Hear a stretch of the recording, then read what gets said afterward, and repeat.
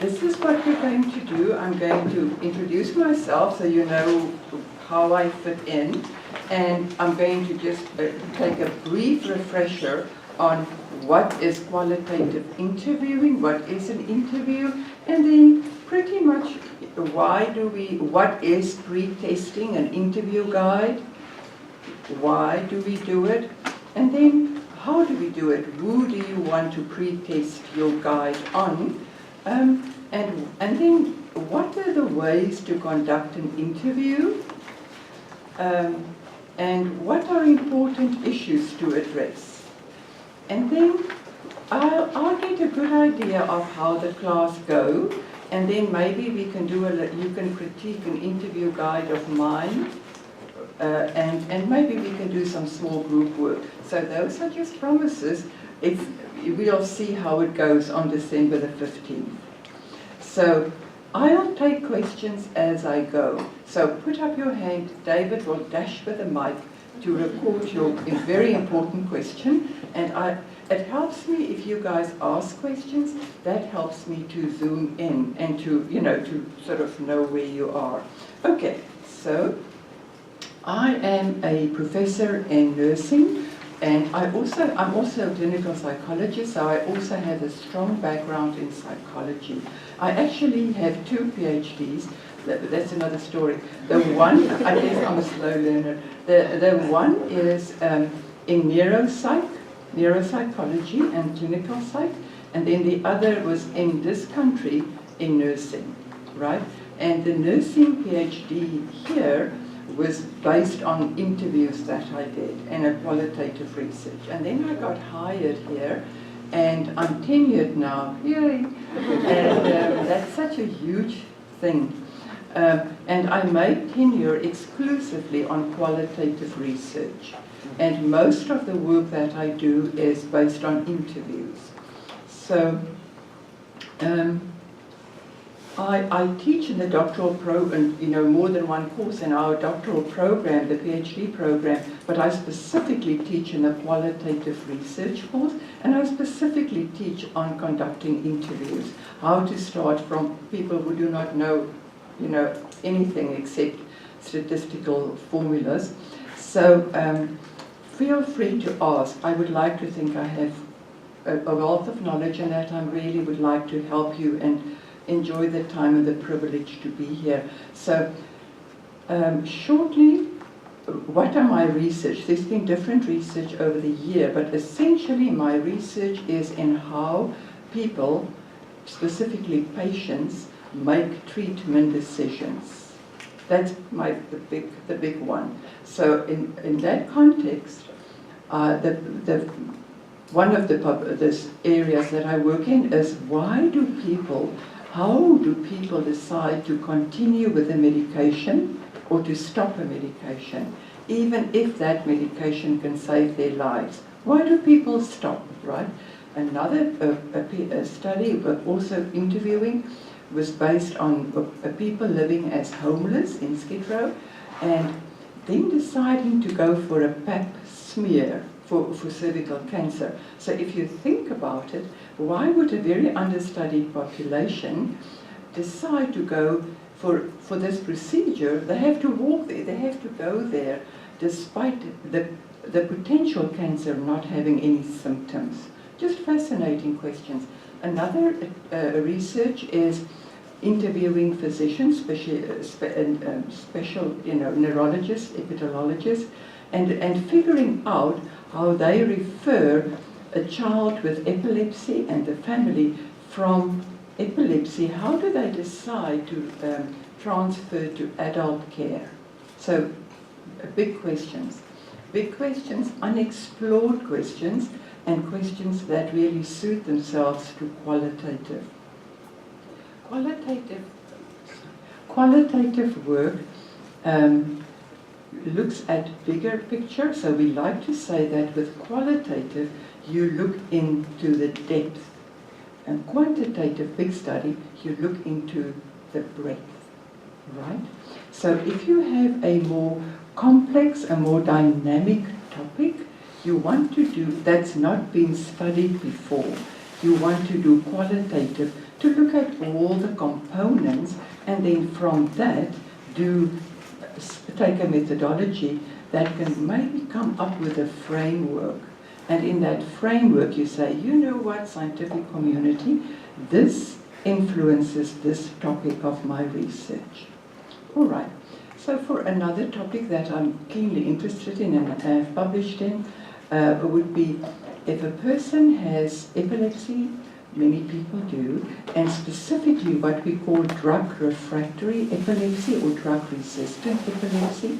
So the person has tried several medications and have used them as the person should, but the epilepsy is still continuing, right? Then something needs to be done because it's important to treat epilepsy effectively for several reasons. So one option is surgery. So what influences people, called patients, to decide to pursue brain surgery or not, right? So, you know, just fascinating questions. Yay! Yeah. And all the studies that I've mentioned have used or are using interviews. And of course, I'm on several PhD committees, and so students would be, for example, working on chronic heart failure and rescue devices and end-of-life decision making, etc. So, and I read what David sent me, and I know that some of you have your phenomena in mental health. So with my background in psychology, you know, I think mental health is totally understudied, and it's such an important component. So I teach two areas. I teach mental health, mental illness, mental health, and in the qualitative series in our school. In our school, we have what we call a qualitative series. So it's 4 units, 4 units, 4 units. And people from across campus can enroll in those courses. So it's lovely because this past quarter I had 3 physicians, 1 social welfare, no one for public health, and then nursing PhDs. Oh, and before I move to the next one, my most important point, when I immigrated to this country, I started, but you have to redo all your licenses, and that's another thing. But once I did all that, I started in a community college. Yay! Which is why, what is qualitative interviewing? So think, what is qualitative interviewing? I'm going to give one very simple. I know I should stand, I should be still. Oh, you're asking this, right? I'm asking. Oh, okay. I was going to say when you're trying to get someone's opinion or experience on an issue that you're trying to research. That's right. Thank you. So, great. Exactly. So you're interviewing to collect data. I'm going to step away, and then I'll step right back.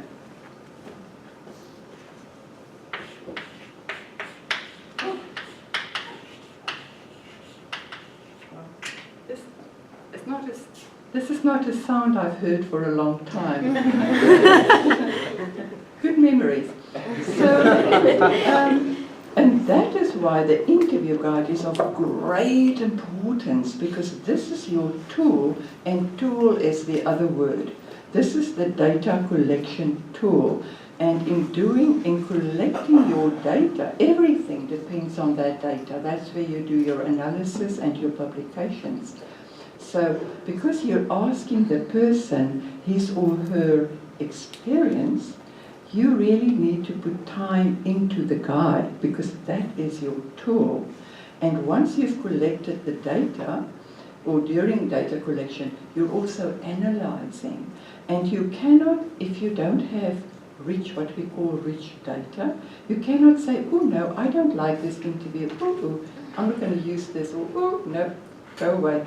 Right? Because once you are approved and you collect your data, that is the data. So you need to understand the phenomenon that you are researching, and then you need to tailor your individual interview guide to collect that data. Makes sense? So no small task. So in essence, it's a tool that you use to communicate with a person.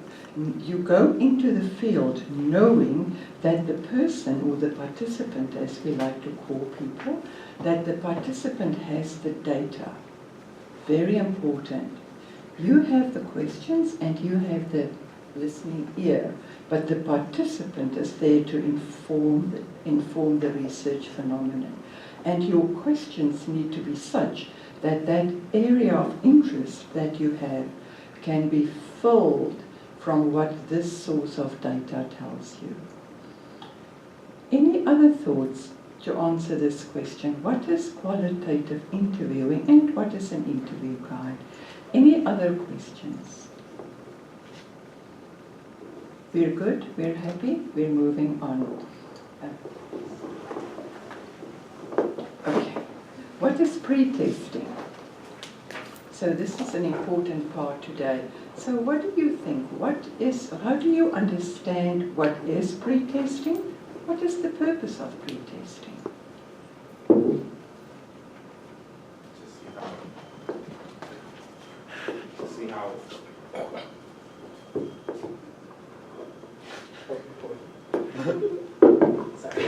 To see how well your interview guide works?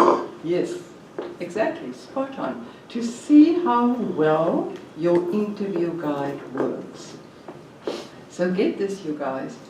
It was like blood, sweat and tears to get that interview guide all neatly typed out for you, right? Now you need to test it, right? So the essence of research always is to have such an open mind.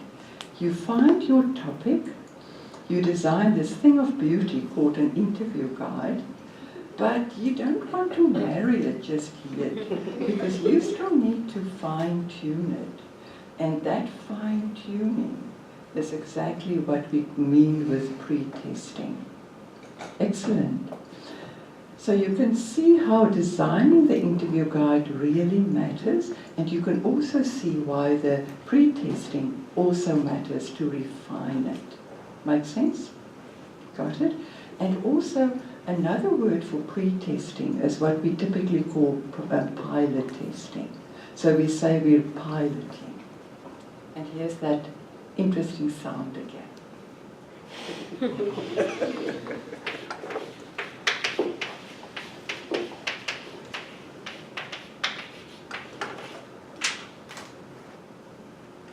So in my school, across the 12 units, the doctoral students will do 5, they actually do 6, but 5 definitely pilot tests, but pilot interviews to refine their interview guide. So in summary, you have to do this thing of beauty, this rich thing to collect all the data that you want, and then you pre-test it to see how well it works. And if it flows well, if it works well. Okay. Any questions? Any thoughts? Any other reasons for pre-testing? You're a great audience. I was wondering, what are people going to do in December the 15th? For the pre-testing, I was wondering, who would you pre-test? Will it be like your colleagues, or because you can't pre-test the research participants, right? Thank you.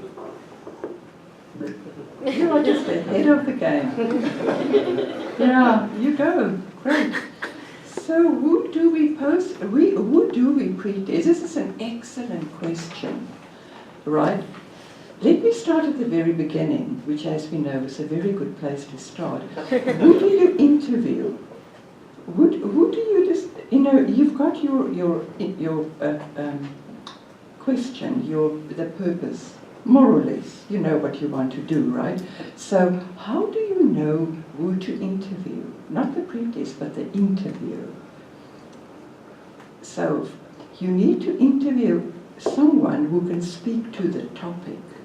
So if I'm understanding how doctors transition patients, I have to interview the physicians, right? Etc. So you need to interview someone who can speak to the topic. Although that sounds logical, it's not always logical. So that person, in other words, need to have the ability to verbalize. Not all people speak easily or can put thoughts into words. You also need a person who have good memory, right? All the basic things, that's logical. But you need also someone who is willing to share, because sometimes topics are sensitive. So someone who is able and willing to share the data that you know that person has.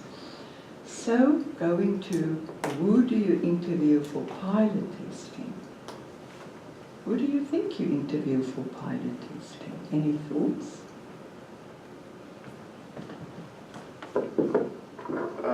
I would think that you would want to try and interview someone of that demographic that you're interested in. So if you're interested in school teachers, then if you can try and pre-test with a school teacher.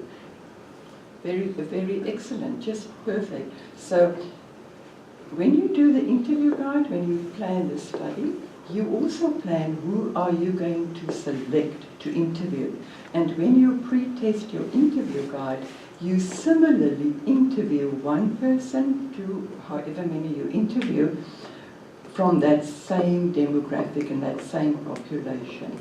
Make sense? Because you need to bounce this off and get a feeling for how it's flowing, how the questions sound, how you understand the question, how the participant understands the question. And to determine that, right, you need to have the same demographic. Any other thoughts? No? So maybe the mic can go back to David.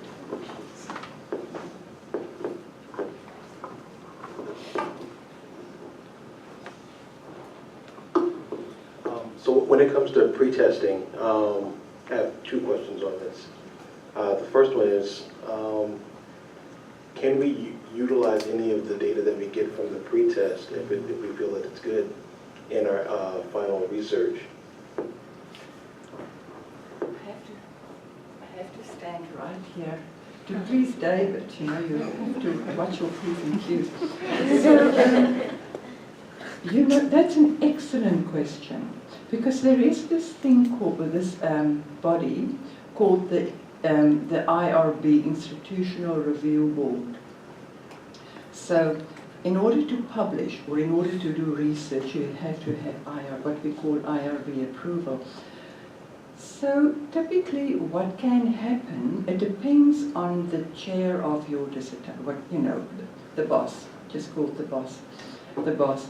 But if the people who you have pre-tested have not been what we call consented, so they're not really enrolled because the study hasn't opened yet, you can test them again, you can interview them again, is what I mean. But if they are already enrolled, which they really shouldn't be, because you should be pre-testing before you open the real study, you cannot interview them again unless you want to do second interviews. Because you can also do second interviews, right, in some studies, right? And then the second question is, I know that in one of the assigned readings regarding qualitative research or interviews, the author warns against interviewing acquaintances, people that you already have. But can you pre-test with those individuals? Ooh. Delicate questions.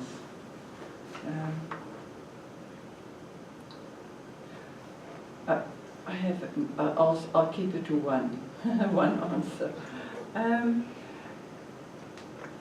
Sometimes the topic is such that you really do not want to interview a friend or a family because of the ethical aspects that is involved.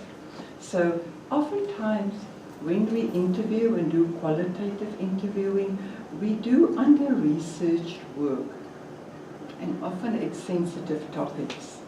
And if you're going to be interviewing someone that you're going to be seeing tomorrow, the day after, or maybe in a month, that person will probably not tell you the whole story, and neither do you want to know the whole story, right?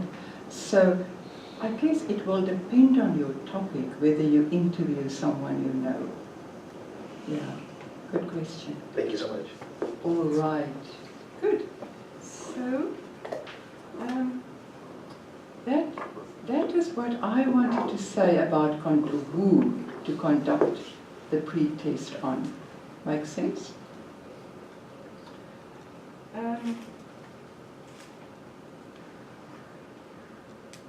What are different ways to conduct a pre-test? I think we've touched on this because different ways, you need to think where there's several points. You need to plan ahead where you're going to be interviewing someone.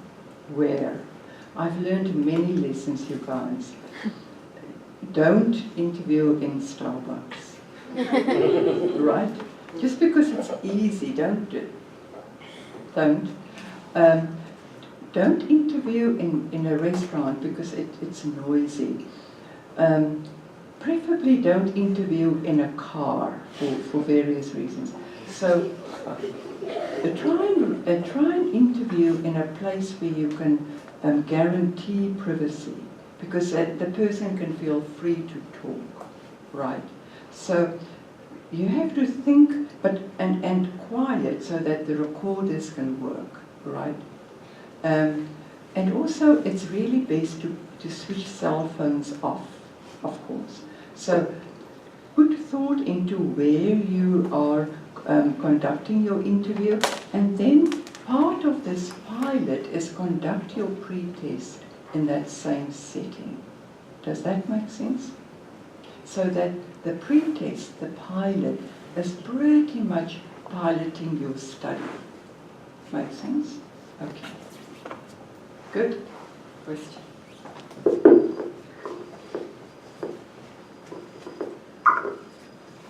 What are some examples of locations where you have conducted interviews that worked really well?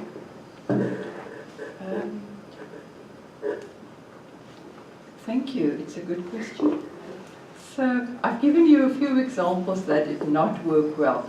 But what typically works well is if the person is comfortable to have me in his or her home, then I will go there. And when I do that, I wear my UCLA ID badge.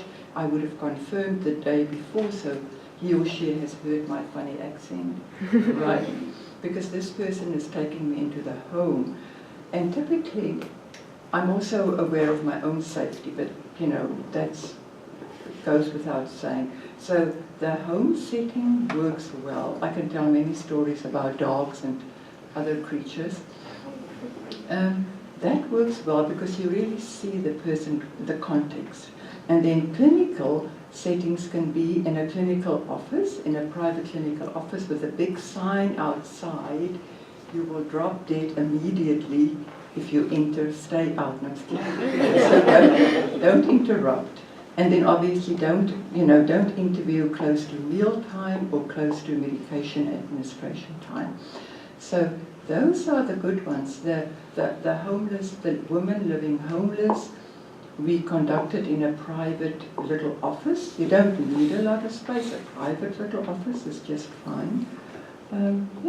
So good question. Okay, so we've been working now for, I'm thinking, how long, David?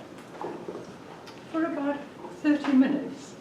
So you're an extremely attentive audience compared to what I'm used to, my goodness.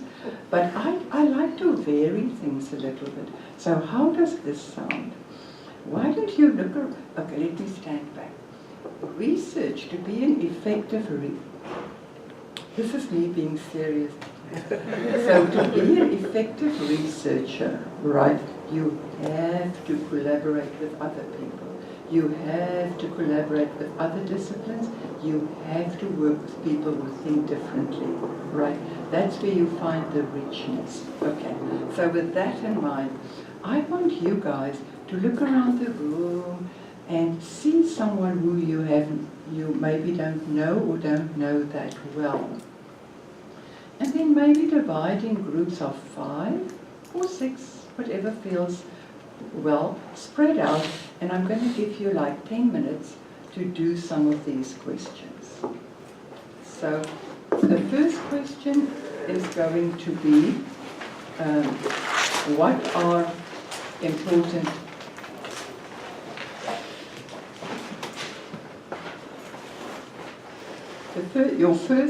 so David is going to hand out some paper, or you have paper. So the first question in your groups of 5 or 6 or so, what are important issues to address during a pretest? And also, as you do this exercise, be sure to be open to the different views.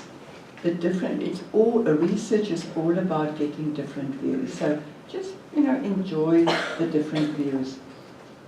And answer this question too, contamination. Should you include the pretest data with the final full-scale interview? And how? Should you and how? How does that work? It's a good question. So I think those 2 questions, and let's take 10 minutes. So what do you think the important issues to address in a pretest? Yep. So important issues to address, I believe, would be maybe for checking for flow and cohesion in your interview questions, to make sure that the conversation can naturally flow. Perfect.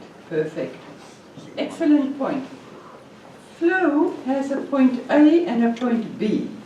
That is a point A or a point B, but the other point is coming. The participant has to feel comfortable, right, to give you the data, right? So the interview has to flow on paper, right? But then what you find when you're really sitting down to collect your data is that you ask a question, and then the participant who didn't read the interview guide goes to the 4th question, and that wasn't supposed to happen. The person should have waited for you to ask the 2nd question, but didn't. This is life, right? So you also need to, when you're piloting, you need to see your own ability to keep the flow going, even if your participant goes to a question that's way towards the end of the interview guide. So flow has 2 components. The flow of the questions on the interview guide, and also how you can maintain that flow if the participant typically bounces all over the interview guide. Make sense? Got it. All right, what else? You had good discussions. What else did you think? Making sure of your own biases and Yes. making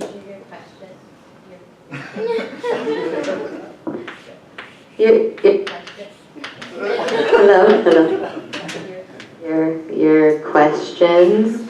I will try not to move the mic too much. Your questions aren't already geared towards answering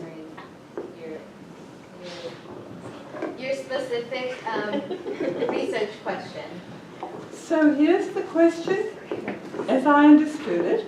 So you also, this is extremely important, hence it deserves a place on the board. You have to be aware of your biases, your implicit biases especially, the stuff that you're typically not aware of, because this is research, it's systematic, it should be as neutral as humanly possible. So you pilot test to be aware how your questions are received, if there are implied biases, and also when you have your follow-up questions to keep the interview going, whether you become aware that you are steering this interview in the way where you want it to go. So that awareness raising is terribly important. Yeah. There was another hand at the back. logistical issues, like the quality of recording or the location and things like that. Perfect. Me and my students and I, we always use 2 recorders. One can be your cell phone, because it never fails, one dies. And, you know, then, so the logistics. I also wrote here, becoming aware of travel time in LA, because you never want to be late. Typically, I arrive like 30 minutes early. I am so aware of time, because I need to arrive, I need to sit, I typically write field notes before I enter. So, becoming aware of all those logistics. Yeah, good one. Quality of the recording. Because if it's not a good recording, then the transcription is really hard. There was another hand. In terms of recording, one of our group was wondering if we should do only audio or if video recording is okay or when it is not okay, things like that. That's a very good point. So, if you do a video, you know, that it depends on the purpose of the data collection. So, the moment you start doing videos, you also are observing, and that becomes what we call participant observation, right? So then you have 2 sources of data, and that's great, but that's sort of double trouble, because then you have more than one source of information to analyze, right? So you can, and you have to say why, but it's definitely extra work. Yeah. For the work that I do, that's typically, you know, I do 3 methodologies. I do constructive grounded theory, thematic analysis, qualitative descriptive. Those methodologies, I don't look at recordings. But what you can do, of course, is you can interview over the phone. If it's possible, it's good to interview in person, because you see, you sort of see the person sighing. You don't just hear it. So you get more. You get a deeper impression in person.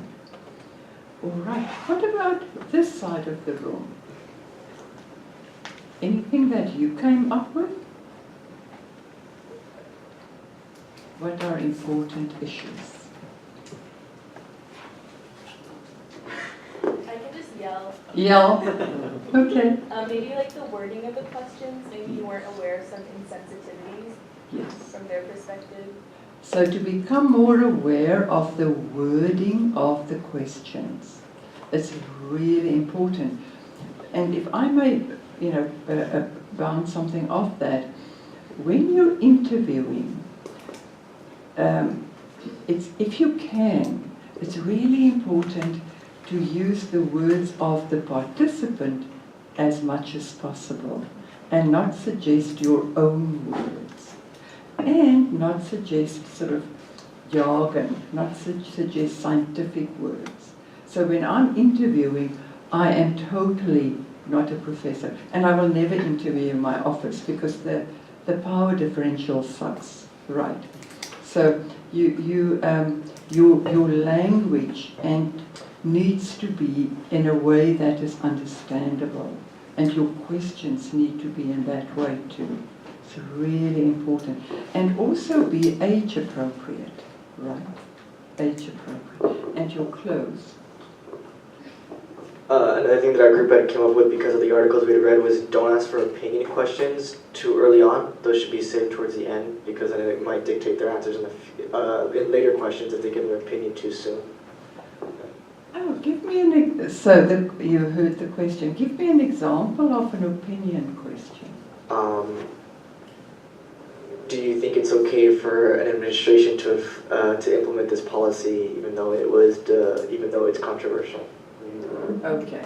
Maybe, yeah, like don't ask that right off the bat, or ask that maybe at the end after you've already seen experiences. Or typically, I could speak a long time about that. So typically what we do, planning an interview, is kind of like a sandwich.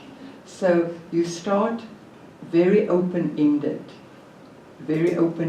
So you give all the power to lead the the interview to the participant, and then the sort of tricky nuts and bolts come in the middle, like an opinion. But then at the end, you start wrapping up.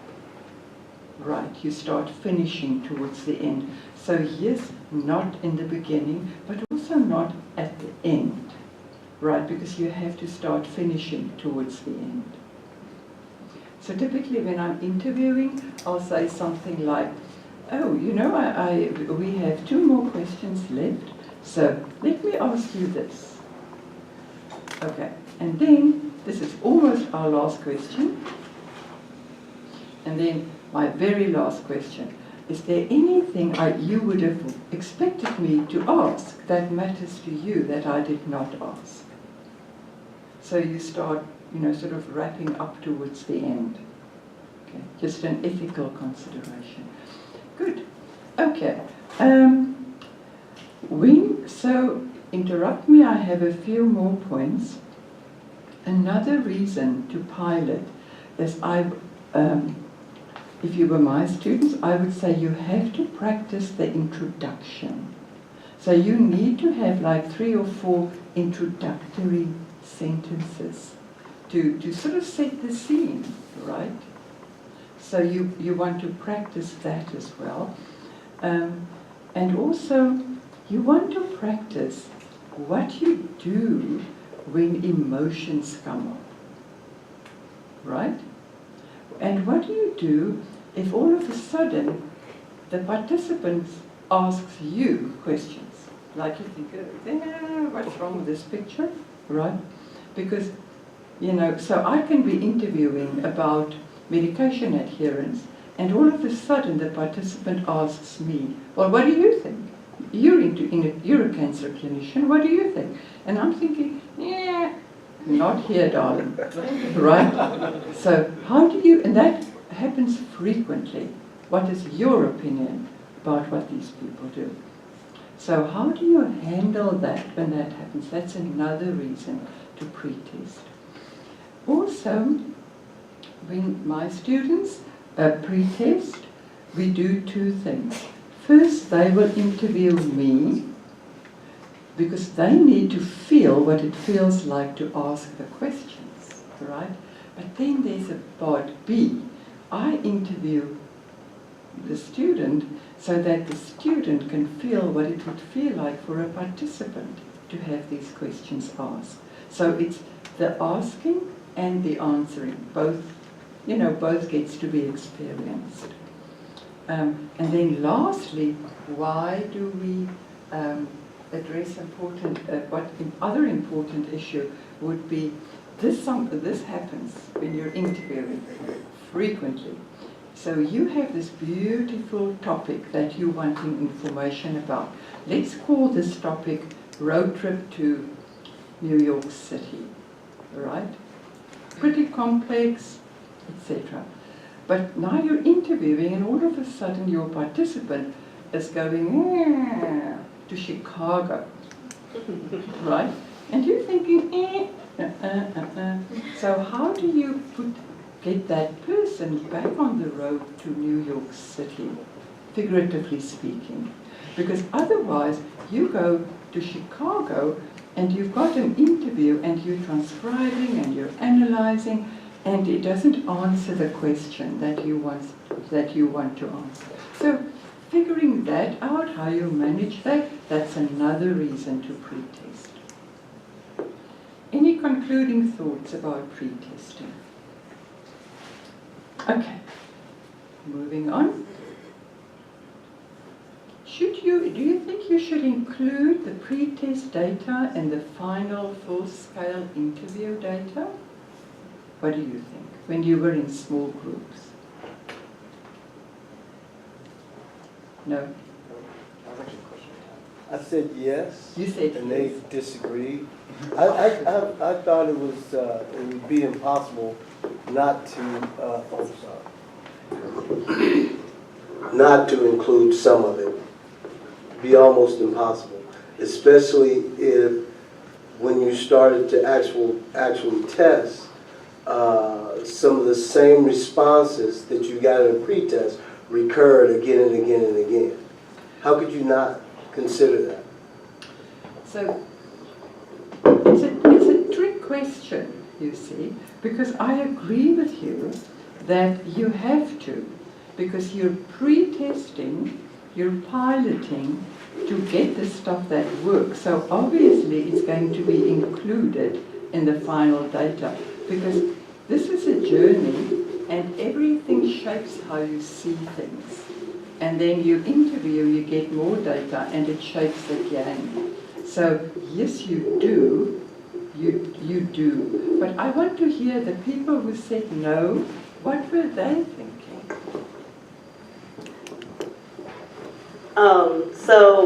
I said no to it, mostly because within the important issues questions that, the prior question, we had said to consider fine-tuning certain questions during the pretest. I said no because I figured that including the pretest data wouldn't have the same questions or quite the same questions within, and wouldn't that cause contamination with the data? I can see. Should you include pretest data with the final full scale? So you're thinking they'll be different. So that, good point, good point. What happens in reality is you have this topic, that you're this research phenomenon. You design an interview guide based on your hunches, the scientific literature, what you want to find out. Then you pretest. And pretesting informs your final guide because it's typically a fine-tuning. It's a fine-tuning. It's not an overhaul. It's not a total new engine for the car. It's more like a fine-tuning. Does that make sense? Yeah. So then, sorry, like a follow-up to that. So then even the fine-tuned questions wouldn't really affect or contaminate the end data? No, it won't. It's like everything all at once. So it gets fed into it so that the interview guide becomes more refined to get to the data. So it's not as if it's a bad thing or it contaminates. The word typically is seen as not so good. It just comes into that. And then you interview, you analyze, and you may have a different, state the question differently the next time. So it happens all at once. Thank you. My impression is that pre-testing is done to kind of like set the guideposts for where your actual testing is going to go. And if that's the case, I couldn't understand why you would leave, that data out when you did your final review. Yeah, yeah. It becomes part of it. It becomes part of it. But it becomes part knowing that it's a fine-tuning. Yeah. Okay. Now I have a question for you. We have 30 minutes left. Right? Are we done? Yeah, I think. We have 30 minutes left. So I have a question for you. I printed some very short, I summarized an interview guide of mine. So you can look at the interview questions and you can critique the interview questions. I'm very open to critique. So you can see how I phrase my questions and you can critique them and you can say, but why, but how, right? Or we have time, I can do an interview. If one of you already have an interview guide, then I can either be interviewed or I can interview you, and you can observe how I do it. Who would like to see me interview? So why don't I do an interview? Because we're about split even. So I can do an interview. Does anyone have an interview guide that I could use? One person has? Two? So Catherine, thank you for volunteering. You guys, I just have to say, this is the smallest print I have ever seen. With my glasses here, this is going to be challenging. So if I do this, you will know why. Know that I typically rarely look at the interview guide, but please excuse me today. So I never sit across the table. If you sit there, then I will probably sit like here, like this, and so everyone can see us, right? So where are we interviewing? Saddleback Community College. In an office or I was thinking an office or a small room. Well, you know, sometimes you guys, libraries are great places to interview, but just make sure. I interviewed twice in a library and the once was at Glasgow because you had to reserve the room for a period of time and the participant couldn't stop talking, so someone went to leave before the interview was done and find another room. So overbook the time is what I'm saying, the lesson I learned. Okay, so we're interviewing at a community college, Saddleback, and we're interviewing in an office. Again, I apologize if I'm reading. So, Catherine, thank you for volunteering to participate in my study. I really value your time and what you're going to share. So, just to jump in, you know, I enrolled at UCLA in a community college to PhD program, and part of this is we need to do interviews, and that's where we come in here today. So the purpose of the study is to see if placement tests in community setting is helpful or not, or hurtful to students. I will also be looking into Assembly Bill 705, and we'll talk more about that one. So our interview today will take about 20 minutes. And I really need you to know, Catherine, that there's no right or wrong answers. I would want your opinion, no right or wrong. I'm not here to judge. And also, sometimes I'll ask a question, and you may find that you think of something else related. Don't go to Chicago. Related to my question. If that happens, feel free to also incorporate that. All right? And yeah, so I have some water for you, and for now, do you have any questions? No. You're good to go. All right. So I have two recorders here. Let me switch them on. And then you guys, I always check that they're working. Lessons learned. So I keep the recorders here, right? And I say, this is Huibrie interviewing Catherine, December 15th, 2018. And that becomes part of the transcription. And they're both working. So I'll say, good. So they're both working. And then I put the one right there, I'm just kidding, but really close to her, right? So they go here, and this one here and one there. All right.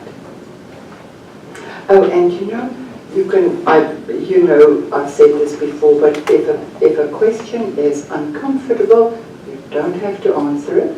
Or if for whatever reason you don't want to continue, just let me know, because you can withdraw. Okay, so to start off, can you tell me about your education journey? Sure. I started community college around 2 years ago, and it's been a learning curve and experience, but I'm working with it and all of that. And even before that, school has always been a little bit of a struggle for me, but it's gotten a lot better.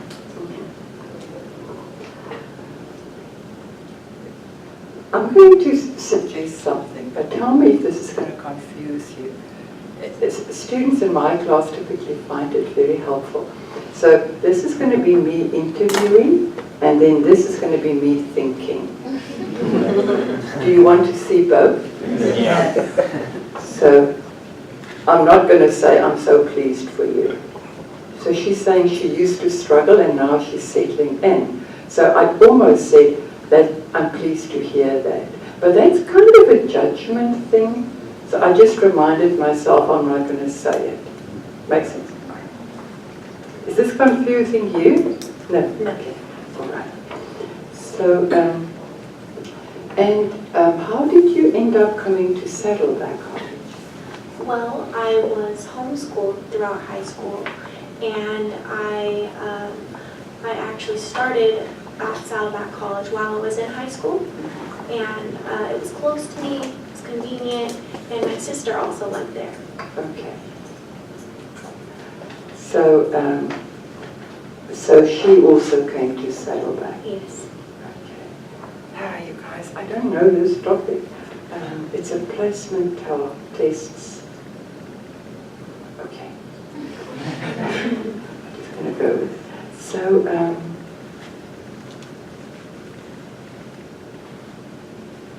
So, Catherine, did you graduate high school? Did you get a GED? How did that work for you? I graduated high school. Okay. And then how long have you been outside of high school? Actually, I just graduated last May. Last May 2016, May 2018, all right. So, when you started attending this college, did you do any placement tests? I did. Mm-hmm. Yes, it was required of me, so I took English and math. Mm-hmm. For placement, Mm-hmm. yeah. So you took English and math. And what were the results of those tests?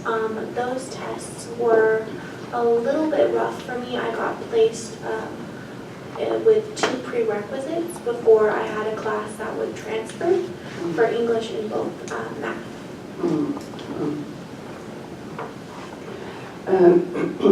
So, in your case, did you feel that the results of the placement tests were an accurate representation of your ability? I did not. I have somewhat of issues taking tests, and I have anxiety with that, and it can sometimes skew the results of my tests, and it's not really an accurate depiction of what I know and what I've learned.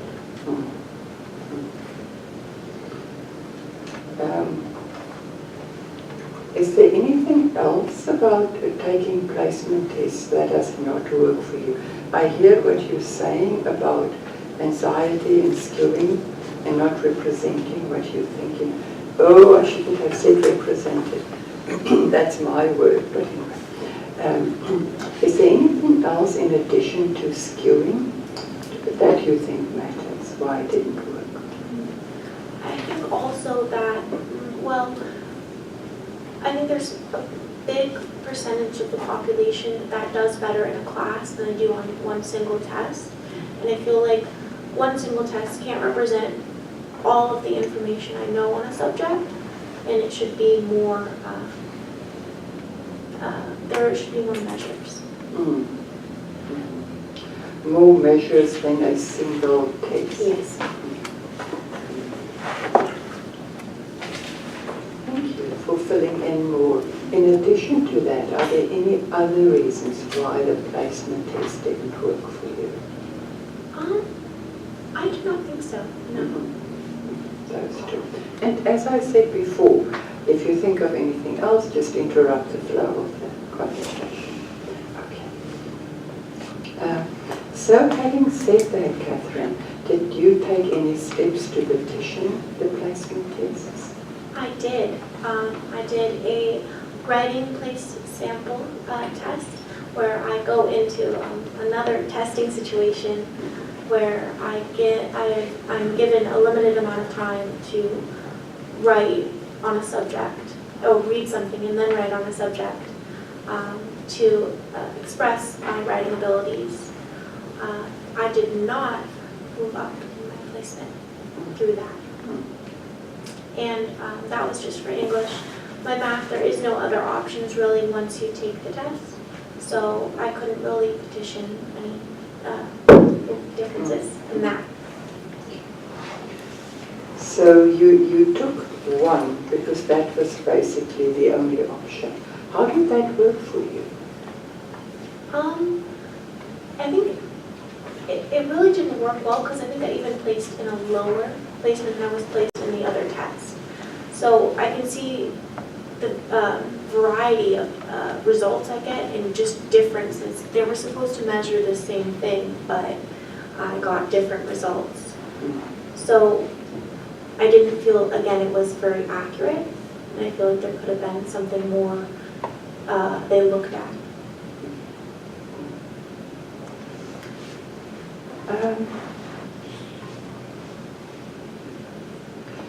I'm also wondering, I'm just wondering whether this means anything to you. How do you know, as someone stepping out and going to community college after being homeschooled, having this experience, how did you sort of incorporate that into you as a person, how you view yourself? Well, I wasn't actually only homeschooled. That was for my last, I think, 2 years of high school.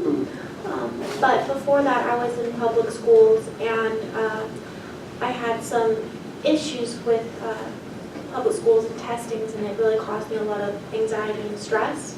So I think having a school measure different aspects of someone's abilities and just the different ways people learn is very important. And it means something to me because I don't think it's valuable to base someone on a single test, that there's a lot more to it than that. And I think if you looked at classes or grades in high school even, or even just talking to someone or writing someone or just taking a class, you would know more about it and see if you're capable or not of it.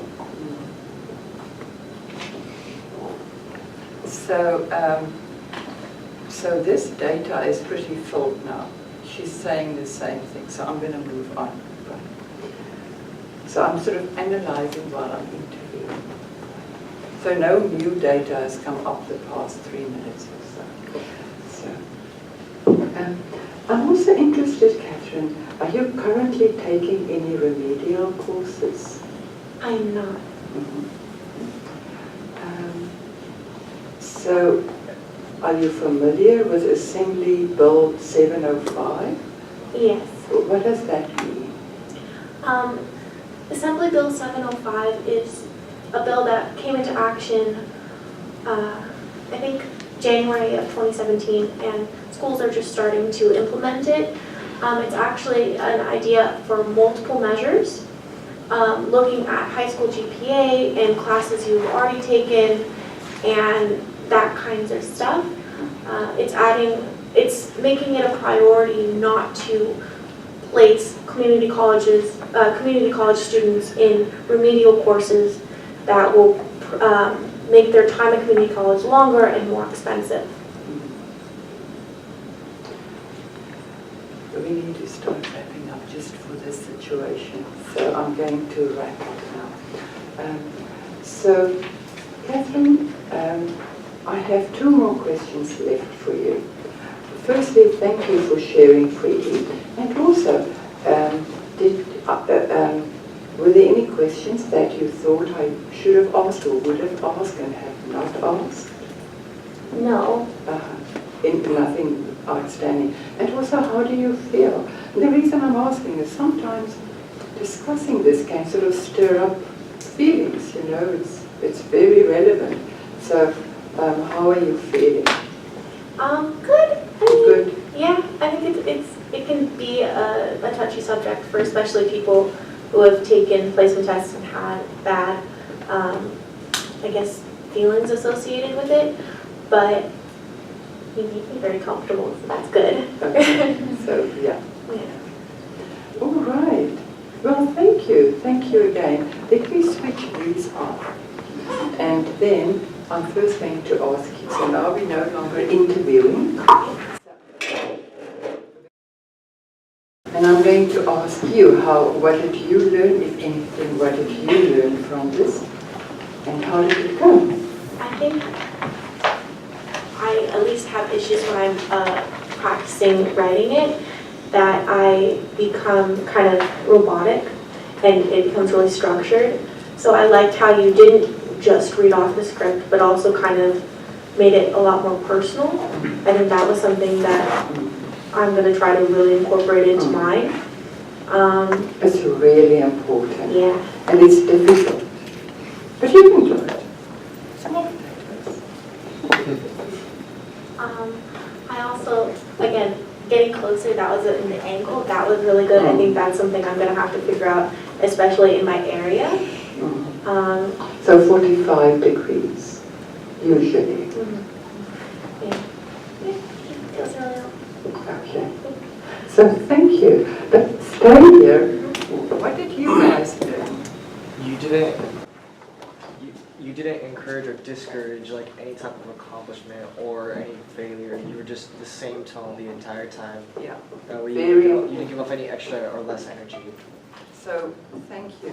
So the tone of my voice was the same. So I didn't say, yeah, or right?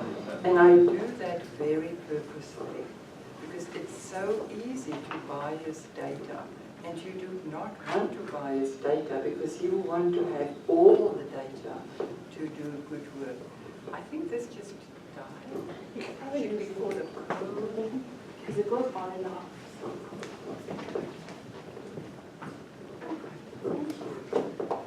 You guys are working hard to get the mics going. Okay, other questions. What did you learn or any questions that you have? Your body language was really like neutral. It wasn't. Yes. It wasn't like super animated, like not in your face. It was just very calm. And so the non-verbals, my body language, the tone of my voice was very neutral, and I do that purposefully. I mean, you can see that I'm a hand mover, right? And I go no zip when I'm interviewing, to get the neutrality of the data. Sorry, is there any specific reason why you said 45-degree angle when you're sitting down? You know, that's this. You know, typically when I interview in someone's home, I will always that the light is not coming into his or her eyes, those basic things. But this is much more. There's something in between us. And typically the one collecting the data is seen as the person with more power because you have more knowledge, and knowledge is power, right? So I don't think of this, I don't want to come across as a researcher. I want to come across as a conversational partner, really. So that is why this is. What do you think, Catherine? I think that adds something, at least it made me feel like it was more like we were peers and not on two different levels. And that was and I didn't prompt her to say that. That's the purpose. Any question? No. Any other questions? During the interview, do you take notes? Handwritten notes? Oh, excellent question. If it is I really try not to, but because you know, some people speak really fast, they speak just like this, and I'm thinking, oh good Lord. So, because they come, you know, they give a lot of data really quickly. And I don't even know if I'm going to New York or Chicago or to the moon. So sometimes when they give a really succinct, crucial word, I may write the word down, but just really cryptic. And then I'll just maintain eye contact, maybe just another word. And so later on, because there comes a natural pause in a conversation, I will go back and say, you know, you mentioned this, then the word. Can you tell me more about that? So I do, sometimes, but very briefly, because for the same reason as sitting like this and keeping my posture neutral, I don't want to say, oh, this is important. Right, everything is important. So that's the message. Good question. So we probably have time for 2 more questions. Yeah, 2 more minutes. So I have a question about, when you asked the question about the bill, so some participants might be able to know more. Some participants may be Able to. able to know what that is, but also some participants might not. But you, So my question is, if you're going to be adding a question that has political or academic or something that's very academic wordy, how do you warp the question around to make it more understandable? So Catherine did something really clever. She, on her interview guide, there's the question underneath. If no, then ask this. If yes, then ask this. I do the same thing with my interview guides. Does that answer your question? Yeah, good question. Any last question?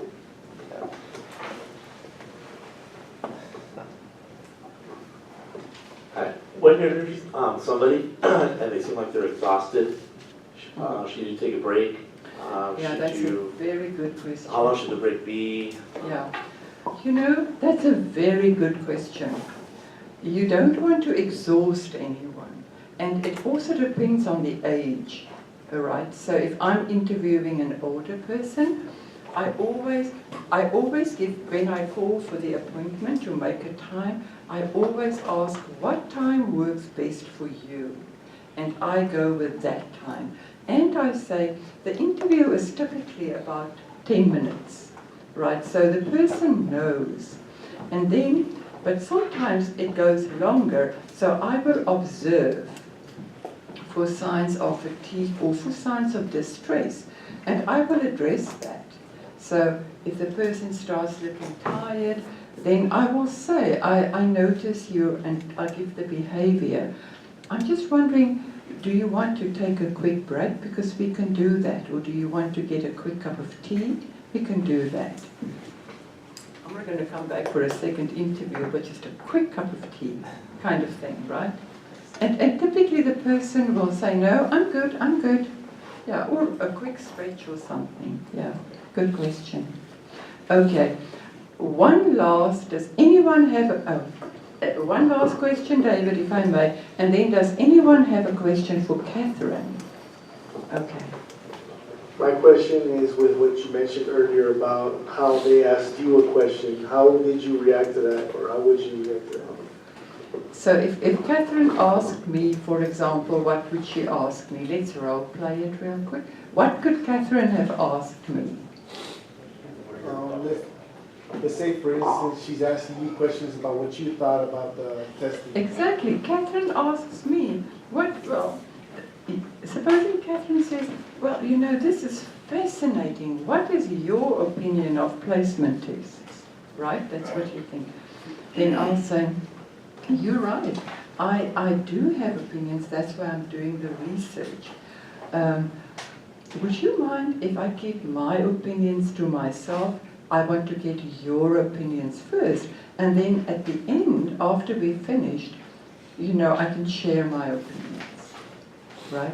And typically then, the person will say, oh sure, and then I do, but I will do it very briefly at the end, and I won't hang around for another conversation that's not recorded. So I may do it quickly at the do you think it's a good idea to go on with this medication despite the side effects? Then I say, you know, research has proven that. I understand it's difficult, period. So I don't go into my stuff. It's just not called for.